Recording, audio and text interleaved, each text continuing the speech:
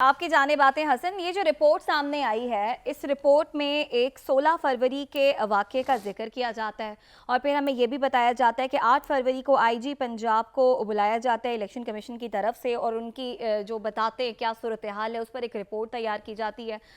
इसे clerical mistake भी हम कह सकते हैं, लेकिन मतलब फिर इस रिपोर्ट पर भी कुछ क्वेश्चन मार्क लगता है कि 8 तारीख को बुलाकर ब्रीफिंग ली जाती है, फिर उस 16 तारीख का जो वाकया जिसमें अभी वक्त है पेश आने में उसका जिक्र किया जाता है इस रिपोर्ट में। ये क्या मामला है फिर? देखें, आपको तो अच्छी खुशखबरी नहीं है ये सब के लिए कि एक ऐसे लीडर और ऐसे ऑफिसर्स हमारे पास मौजूद हैं जो हमें आगे का पहले ही अहवाल बता देते हैं कि आगे क्या होने वाला है।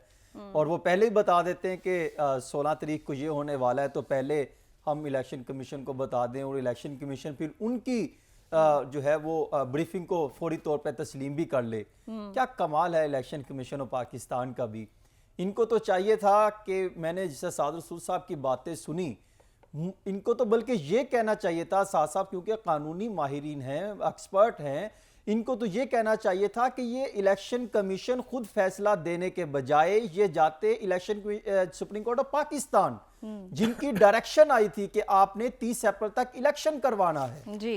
तो इलेक्शन कमीशन ऑफ पाकिस्तान, मैं तो समझता हूँ खुद ये फैसला दे ही नहीं सकता। इनको तो वहां पे अदालत में लेकर जाना चाहिए था कि हमने जो है अदारों से, हमने सुबह से और अदारों से पूछा है तो वो हमें फंड फ्राहम नहीं करते, वो हमें सिक्योरिटी फ्राहम नहीं कर रहे, तो हमारे ये मसाइल हैं, तो अब इस सिचुएशन में हम क्या आगे लेकर जा सकते हैं। तो यहाँ पर आइन का मुर्तकिब कौन हुआ?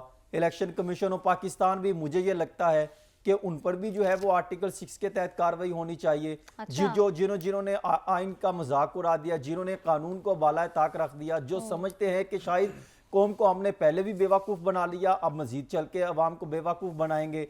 इस फैसले से तो मैं ये समझता हूँ अना और मजीद तकसीम बढ़ेगी और आईनी बुरान मजीद जो है वो पैदा होगा। इलेक्शन कमीशन ने जो फैसला दिया, उनका कैसे ये कह सकते हैं कि वो बिल्कुल गैर जानिबदार है? ऐसे लगता है कि जो हुकूमती स्टेटमेंट हैं, जो मुस्लिम लीग नून के बयानात हैं और जो इलेक्शन कमीशन का ये फैसला है, बिल्कुल ऐसे लगता है कि ये फैसले में वही चीज़ें हैं जो हम जब मिलते हैं या तकारीरें सुनते हैं पाकिस्तान मुस्लिम लीग नून के रहनुमाओं की, वजीर आजम की, मुस्लिम लीग नून के उन सरबराह की जो लंदन बैठे हैं, तो वहां से जो डायरेक्शन जो उनके बयान सुनते हैं, तो हमें तो ऐसे लगता है कि शायद वही चीजें इलेक्शन कमीशन ऑफ पाकिस्तान ने उठा के जो है हमें पेपर में लिख के दे दी, वेयर एज, और फिर आगे डिटेल में लिख दिया कि फलां से हमारी मीटिंग हुई।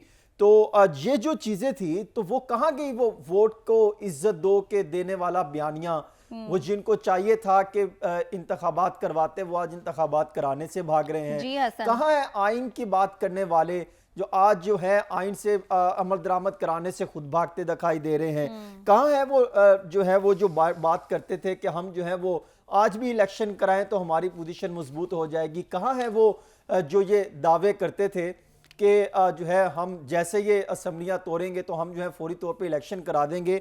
आपको याद नहीं 2008 में जब बीबी शहीद हुई थी तो उस वक्त जो है क्या कहा गया था कि इलेक्शन होने चाहिए, फौरी तौर पर इलेक्शन करवाने चाहिए। फिर सब ने किसी ने एक पहलू एक ग्रुप की तरफ से आया कि इलेक्शन ताखीर होगी, लेकिन इलेक्शन हुए थे। उस वक्त सिक्योरिटी का मसला था।